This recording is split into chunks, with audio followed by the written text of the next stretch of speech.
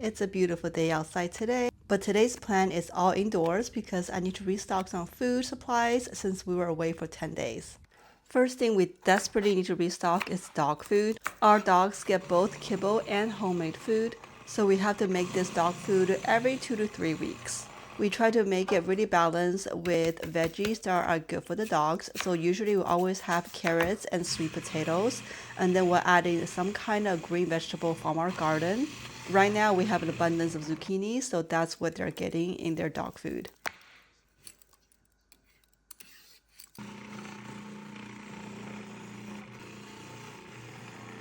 For protein, we usually do ground turkey or chicken breast, along with some organ meat as well. For the veggies, we just lightly saute it in some coconut oil.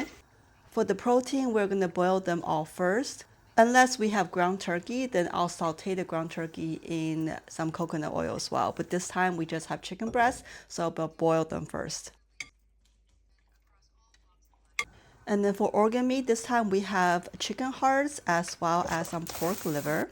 The chicken breast will just be cut up and ground up to make it really easy to be mixed into the dog food.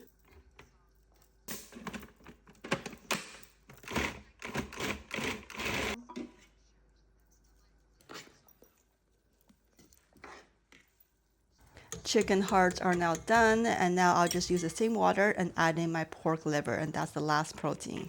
And just like the chicken breast, both the chicken heart and the pork liver will get cut up and grounded up and added to the dog food. Organ meat is extremely good for dogs, but you want to make sure you add it sparingly and not too much at once.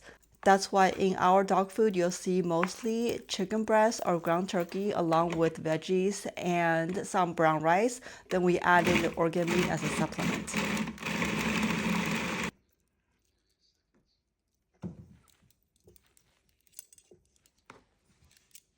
And the last thing I'm adding is some brown rice.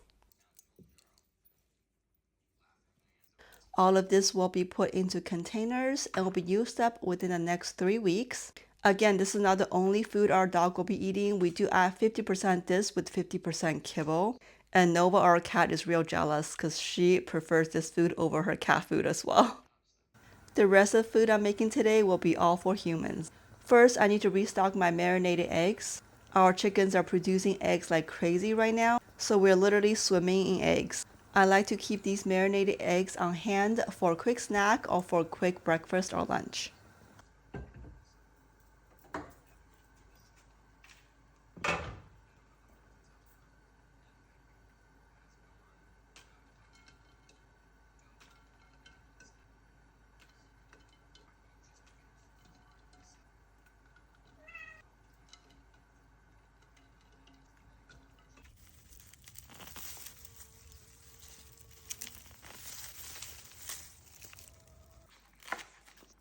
I don't really follow a recipe for these marinated eggs. I just kind of add what I have on hand. So this time I got some green onions, some oyster sauce, light and dark soy sauce, black vinegar, white vinegar, sesame oil, salt, sugar, and some chicken bouillon. I also added some gochugarus for some spice, as well as some sesame seeds for some texture and nuttiness. Then everything is topped with water.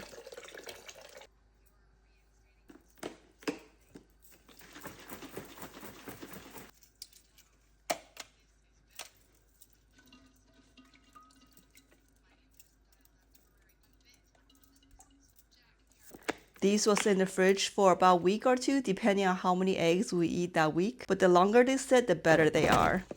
I used some of that extra marinade and made a cold noodle dish, along with some sauteed zucchini, kimchi, and a poached egg, and that was for lunch. After lunch, I made a quick bread because we're out of bread. I've been on a sourdough kick, but my sourdough starter kind of died while on vacation. So I'm just trying this new recipe for quick and easy artisan bread. This turned out pretty well and it's really easy, so I think I'm gonna give sourdough a little rest and just make some quick and easy bread for the next few weeks.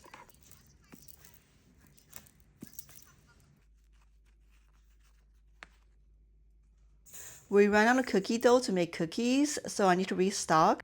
But I noticed we were really low on brown sugar, so I'm making some brown sugar before making my cookie dough.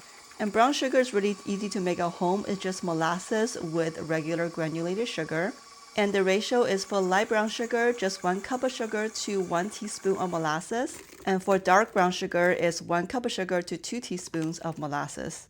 You just need a little patience with the stand mixer, and then you'll have fluffy brown sugar for whenever you need it. Now it's finally time to restock my cookie dough. This is a brown butter chocolate chip cookie. It's very chewy in the middle and crunchy on the side, and it's my husband and my kids' favorite cookie. Every time we run out, they ask me to restock, so this is me restocking. I'm about a couple weeks late, but better than ever.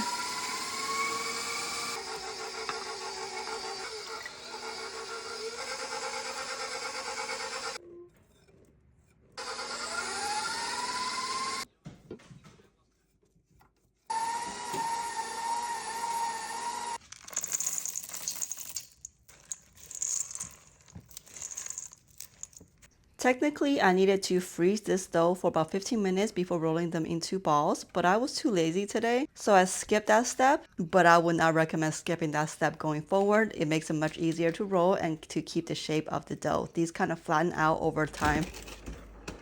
And I predict this will last us just for a few weeks. Last night I put some chocolate mint herbs into the hydrator, so I just need to collect all of this. I'm a huge tea drinker, especially in the winter time, so I want to have enough mint to make tea throughout the winter. This is how much I have collected so far. I think that should be good. And the last thing I want to do before I want to call it a day is to preserve these bella gourds that I harvested the other day. This vegetable doesn't have a lot of flavor on their own, but they will absorb any flavors you put into. That's why I love these in soups. I think they're absolutely delicious. So the plan is to cut them up, blanch them really quickly, cool them down, and put them in the freezer to flash freeze, and then save them in my deep freezer for the winter time.